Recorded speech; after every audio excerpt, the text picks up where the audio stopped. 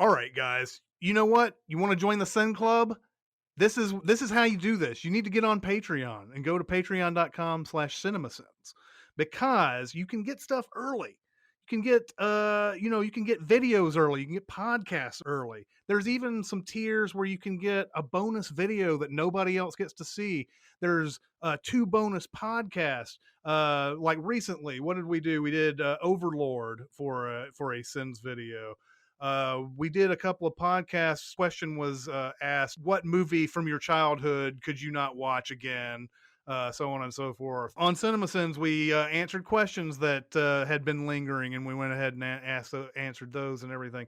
So get on our Patreon and take a look at the tiers and see what's best for you. These are just sort of our thank you to all of our members and everything that we're giving this extra content. And there's even stuff like you can choose podcast topics. You can get discounts on merch. We give you some handwritten notes. There's some discounts on fan events. There's all sorts of little things that you can get into from membership. So go to patreon.com/cinemasins and check it out. Yeah, exactly. It would be the owner. It's kind of like the social network meets casino. It's about the computer nerd who had no friends. Welcome to SinCast, presented by Cinemasins.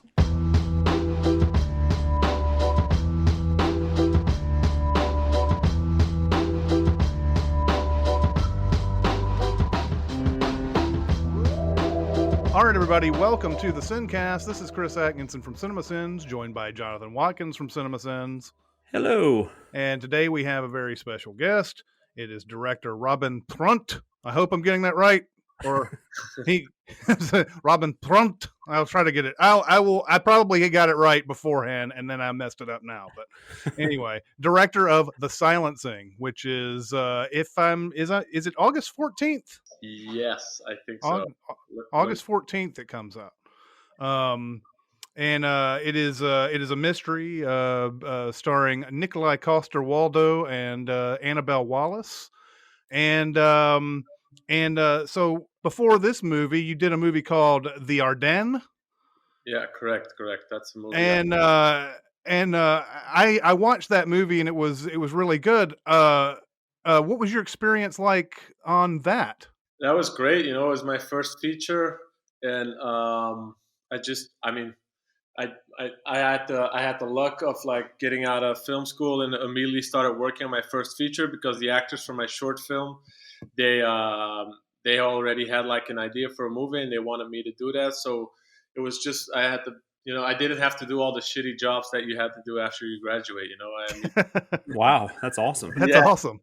Yeah. So it was a great experience, because I shot the movie and then I started editing, and then somebody saw it cut, and it was they had it in competition for Toronto, and then it was also opening the big film festival here that we have in Belgium. So all this crazy stuff was happening while I was still like in the editing room, it was just a crazy year. Oh, that's crazy. That's awesome. That sounds like a great problem to have. Yeah, I was. Well, it's fun, like working on a movie and and just already knowing that there's kind of a future for it. That's a nice feeling to have. Oh yeah, I bet.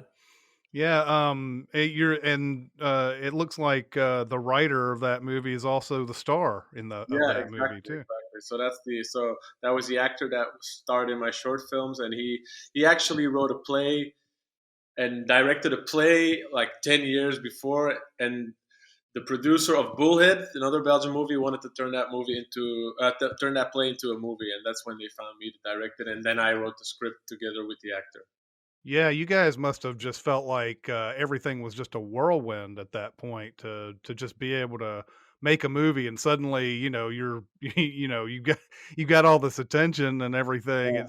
You must have not felt real at times. Yeah, but it's when you start out, when you go to film school, you have this dream, you want to make movies, but it seems also kind of a little bit unrealistic. You have to convince yourself that it's possible that you will be a film director, and and so when it finally happens, it's a lifelong dream that's happened. So it's a relief, but it's also a point in your life of like, all right, what next? So you always have the idea that in this life that, if I reach that if I complete that goal in my life, then I'll be done, but it's always you come on to the next goal and you're kind of never satisfied. So, Yeah, yeah. It was also kind of cool too. I've been seeing a lot of uh like new foreign language films and everything, mainly because we have um, uh, a we have a thing with Mubi, and I saw an actor in there that I had seen from a movie called Borgman yeah, in yeah. there. His name, I can't pronounce his name. It's Jan. Bavut. Yes, Yeah, yes, he's terrific. It was fun seeing him yeah, yeah. again after that. I was like, I know I've seen this guy before. I just can't remember the name of it and everything. And yeah, but yeah, Despite that's a terrific movie. Everybody should go out and check out the Ardennes if they can. This new movie called The Silencing is a mystery, and I was wondering, like, now you're not credited on the script or anything, but I was wondering how you approach a mystery. Like, do you have a conclusion in mind, and you try to get the details get to the conclusion, or what's the process of making a mystery on film? Well, if I'm doing the writing myself, as I did not on this film, but if I do the writing myself, most of the time I just, and this annoys my co-screenwriters, because I Hmm. just come up with an idea for an end or a scene that says, "Oh, this would be great," but then I have to find like a logical way to get there, and Right. so most of the time I work the other way around. I come up with a twist that possibly does not make sense at all, and then I start working my way back and see if I can make it out of there. It sounds almost like it sounds fun almost to do that. Like, I want this really bad, but now I'm gonna have to, you have to figure out that weird logic to get to it and everything.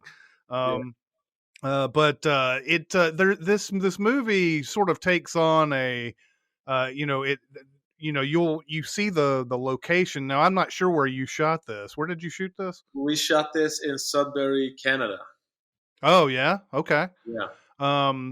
Is it, and I'm not sure I caught that in the movie. Is it set in Canada? No, it's very vaguely set in Minnesota because Okay. the writer is from Minnesota. But one of the first things that I did, was I wanted to take a little bit out of that context, because Minnesota is so much tied to the Coen Brothers for me, Right.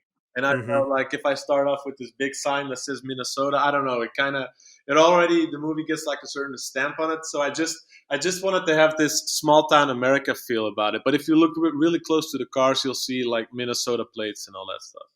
Yeah, that was something I neglected to do, Yeah, unfortunately. I was like, I meant to do it, and I just never got around to it. But the that was it's funny, you don't put the big huge Minnesota sign there, but I still was thinking Fargo during this whole thing, yeah, mainly just because of the setting and the cold weather. And It's cold. yeah, it's cold, and but you also have other movies out there that have sort Yeah. of gone over this, like Wind River, yeah, yeah. um, and that those are equal. Those sort of come to mind, but um, is that what the setting was in the script, or did you feel like this is a cold setting movie or whatever? Well, I tend to make very bleak films, so it was always like I was, yeah. So I was happy with. I mean, I enjoyed Sudbury a lot, but it's not a very uplifting mood when you walk there. It's especially the city center. I mean, the place is great, but it has this cold, bleak uh, vibe to it a lot, and there's some great places as well. But I really like the vibe of the town, So because there's a lot of industry over there, which I really liked. So that was definitely important for me. But the weather, no, because honestly, that drove me a little bit crazy when I was in Sudbury. It was like it was packed with snow, really packed. Like I've never seen anything like it. And so we had Hmm. to do all the location scouts while it was like just freezing, like I do Celsius -21 or something like that, and nobody could tell me when the snow would go. So I had no idea if I was going to shoot the movie in the snow or not, which is, I mean, changes everything, of course. Yeah. So it was very, it was very discomforting for me, like because visually, like it changes so much when you're going to shoot in snow or not, and then also the weather really changes during the day. It's like 4 seasons in a day, really. Like in the beginning, it was so cold, and in the end, I had to wear like a mosquito suit. I kind of looked like the villain in the movie just to get the mosquitoes off of me. It was crazy. I love the setting though. This movie was obviously it gave me. I'm a huge film noir guy, and so this gave me obviously some some film noir vibes too. And I'm always excited when I see a film like that, and it's not set in New York or LA, Yeah. because it's always really cool just to see like that type of story, but in a completely different environment Hmm. um, than the average one would be. So Yeah. it was very cool. Right. What drew you to this script? How are you how were you brought onto this project?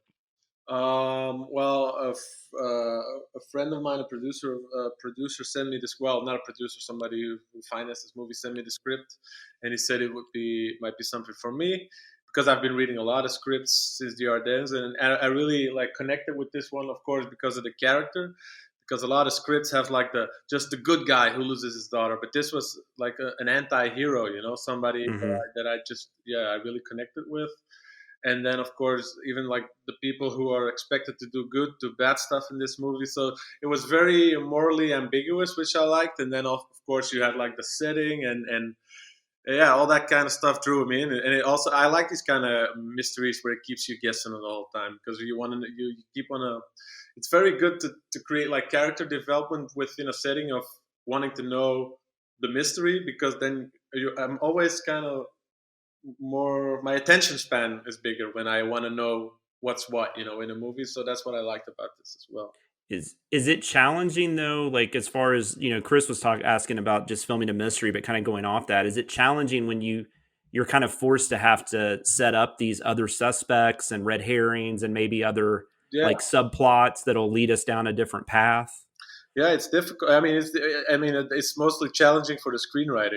I just, Oh yeah, for sure. yeah, definitely, because it's always, you have to create a mystery, have to create all these red herrings, but the audience doesn't want to feel cheated in the end, so they have to make Hmm. sense and all that stuff. Of course, yeah, it's very challenging. And it's got to be fair to the audience. Like they have to feel like they can guess along with you. Exactly, exactly. Yeah, yeah, yeah. See, I would think in a book, like I'm not that writing a book's easy, but in a book, at least like a mystery novel, you can just, those Agatha Christie novels, there's freaking like 27 suspects and Yeah, they can each have their own backstory and, yeah, be, you can't really, it's hard to do that in a movie. So you definitely pulled that off, which was very impressive. Yeah, this is the first movie I've seen Nicholas Coster Waldo in a while. I had seen him in other things other than Game of Thrones, but this is a different kind of role for me. I'm sure he's played roles like this before, but maybe he hasn't. I don't know what. How did you get in touch with him on this? What was the casting like? He was already attached to the film, so that I mean, he had to cast me, and I didn't have to cast him. There you go. So yeah, so he was already attached. He was the star of the movie, and so we went on a Skype and we just had some conversations. We got the conversation going, and then I was very happy that he was not thinking I was a complete idiot. So so and then It's always yeah. that's always fascinating to me. Just the how did people come together? And I think this is the first time I've actually talked to somebody where the director had to be accepted by the actor in this situation. And One day it will change. I'm sorry, say that again. One day it will change. It will change. Yeah, yeah. But Absolutely. I mean, it wasn't really like a casting. Like he has to feel comfortable with the people he's working with. So it was just like, I think he talked to some other people as well. But it was just, yeah, he's a very down to earth, very smart guy. So yeah. Was Annabelle Wallace also already attached? No, so we still had to cast a female lead, so that way we went after that. So I was attached. I was given the task of doing the other casting. So and then Oh, okay. yeah, You got a really cool cast together because on top of Annabelle, you got Zan. Is it Zan or Zahn? Zahn, I think, but don't don't quote me on that. Oh no, that's going to be the pull quote from this episode. No, but he was obviously, I had seen him in Doctor Sleep, Yeah. which actually really worked to your advantage in a way that might have been unexpected, because obviously you were already filming this, or had already been done filming this when Doctor Sleep came out. But I don't want to get spoilerly, obviously. And then Melanie Scrifano. Yeah, exactly. Yeah. I just randomly started watching Winona Earp like 2 or 3 days ago, and then I popped in this movie, and I was like, oh hey, I know her. she's very talented. Yeah, definitely. It was great. Yeah. All these experienced actors. Like, it was. I mean, for me, such a joy to work with these people. Because like in Belgium, we don't really have an industry. So most of the actors we work with, they come from theater, and so basically for them, it's kind of exciting to have a camera pointed at them. And, it's most of the time new for them. And I have to work with these vets, like Nikolai. It's like, all right, we're gonna shoot the action scene. All right, and I was like, we're talking about it. Yeah, let's go from this way to that way. It's all right. I think you have to point the camera here. And then I was like, all right, you're right, because like he's done so many action scenes. It's great. So it was just, you can have a conversation with the actor even about all the technical stuff. Which is great. He really knows where the camera is, and he has just like a sixth sense for that. He was excited he didn't have to hold a broadsword. Yeah, and that he had hands and all that stuff. Yeah. There's one other nerdy quote unquote casting in here too, and that's Hero Finds Tiffin, who plays Tom Riddle in the Harry Potter movies towards the end of that series. So there's a lot of it's really fun watching actors who you last saw as children suddenly in these big adult roles and everything. It's always fun, and he's a major part of this movie too. Yeah, definitely. Yeah, I was really happy for him and with him, because I think for him to have like this, because he's the big star of this movie called After, where I assume like he plays he's the romantic lead in the old movies, and I've seen him in some TV stuff, and then just to play this part, which is so far from all the other stuff that he did, so it was really cool for him, and I think he's really, really great in this movie. Jonathan, do you have another? I was gonna. You had mentioned something about you like to make bleak movies, and I thought it was, when you said that, I was just reminded of I guess this isn't really spoilery since this is the opening of the movie, but I mean the movie essentially opens on a dead body, right?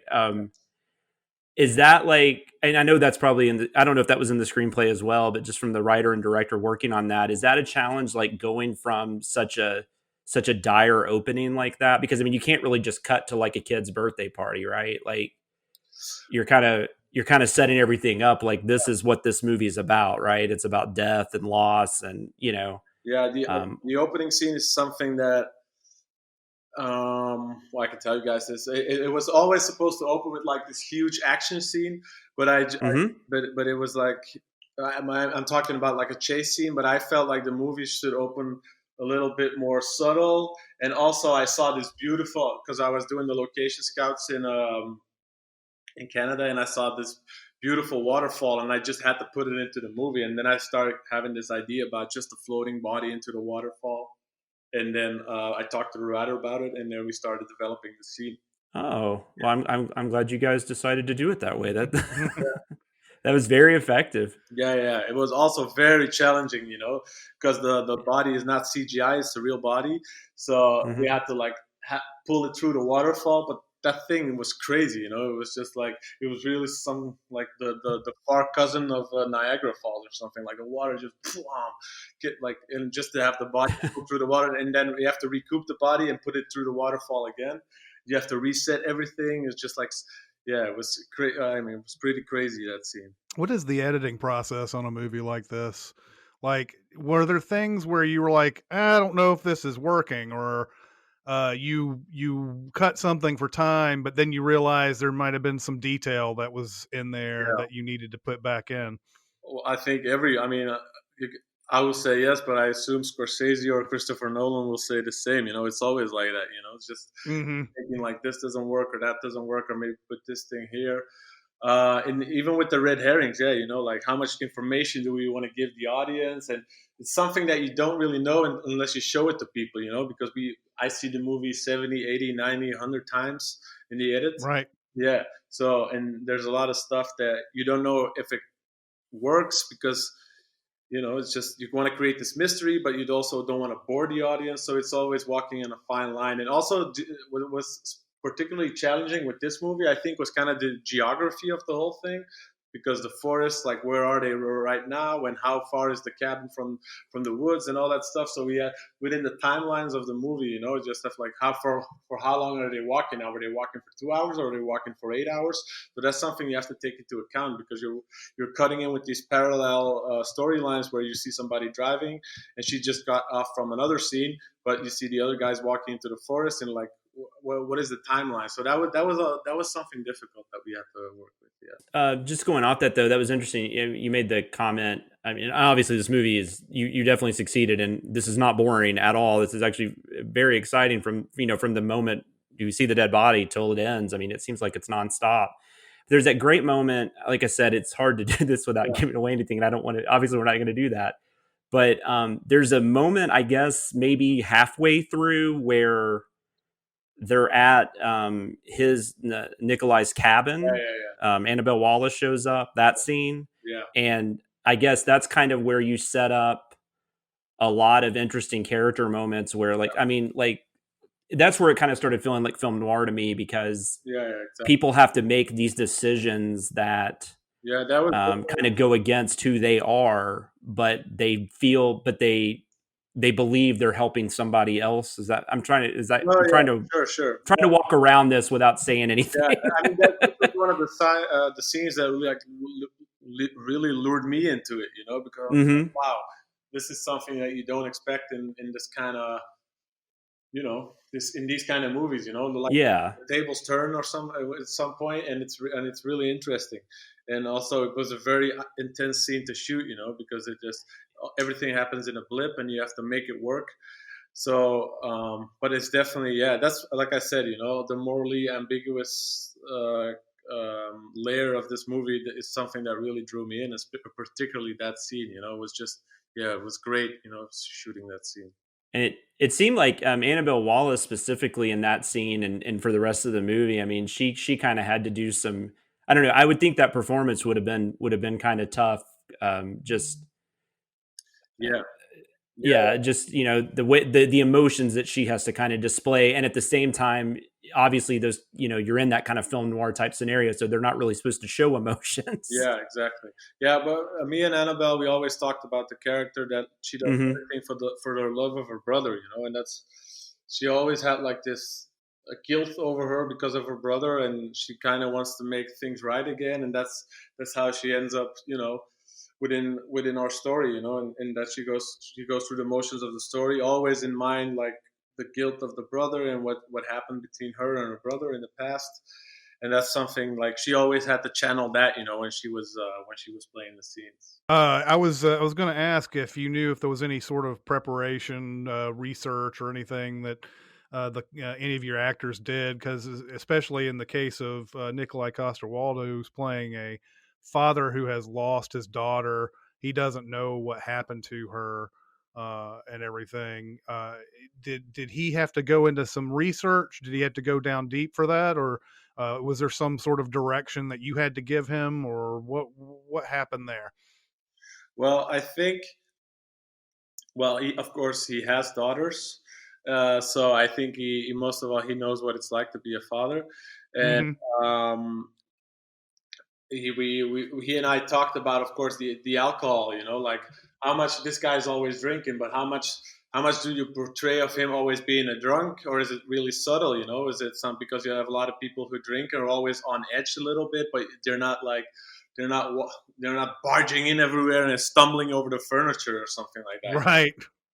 And so that was something that me and him talked talked about it and see how we saw it together. So always like how many beer bottles are in the cabin, all that stuff, little details. Yeah. You know, I am very glad that this gets discussed because Mm-hmm. there are so many movies that have to portray alcoholism in the way that you just described, kind of in a, a hilarious way, because the how many beer bottles, the stumbling over, all of that. I mean, a lot of movies in the past 10 years or so, if you ever see alcoholism, uh it's just overdoing it. It's like the Yeah, props department just decided to go out to a dumpster somewhere and find as many beer bottles as they could yeah, and throw it into the room. And I didn't get that sense in yeah. this movie at all, that was, in fact, it was I thought it was pretty subtle. And maybe I just wasn't maybe I just didn't pay attention to a detail when he drops his bag into that Yeah, whatever it is, that storage, whatever it yeah, is. When he drops that bag, I didn't realize that he had bottles of liquor in it. yeah, yeah, And so when it dropped and he was upset, I was like, "Oh, what was in there? He must have had some sort of machine or something. I don't know what he Mm-hmm. had in there." And then he laments that he doesn't have his alcohol anymore. But I'm glad that that gets discussed. It's yeah. just something. There's something about that to me. I'm like, do people realize how much this looks? How crazy this looks sometimes? Well, and you made him functioning, which I think. I mean, I think a lot of not I don't know most, but a lot of alcoholics you wouldn't even know they're alcoholics because they function fine. There's that one moment early on where he's supposed to be showing the kids around um at the all of a sudden I can't think of what that's called, but the sanctuary. Yeah, exactly. Yeah, Um and then the teacher or whatever is just like, are you drunk? He's just like, oh, it's fine. Like, I'm good. And I mean, little moments like that, I think are perfect, that builds the character so yeah. well. So that was really That's cool. another one of his qualities as well. You know, it was really funny. His comedic timing is really great. So he has this great, like ability to go from dangerous and dramatic to just like funny as well. You know, that's You never know who's going to be funny, right? Because like Channing Tatum in the 21 Jump Street movies, like you wouldn't have watched like Step Up and been like, that guy's a comedian. Is there anything else that you would like to discuss on this movie? Any stories that you would like to share? I mean, there's stories, of course. Yeah, I mean, I just want to thank the great crew because I've been able to, just because of Corona right now, the COVID.